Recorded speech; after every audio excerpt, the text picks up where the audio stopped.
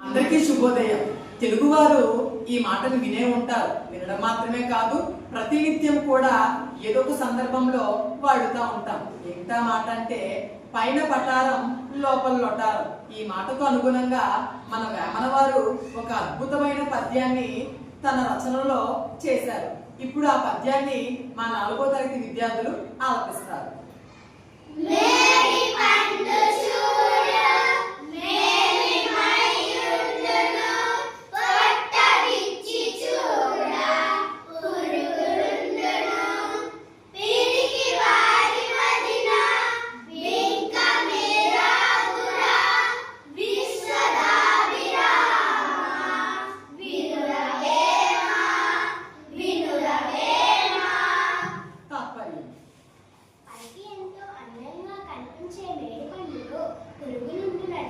పైకి ఎంతో ధైర్యవంతుడుగా కనిపించే పిరికివాడి మనసులో భయమే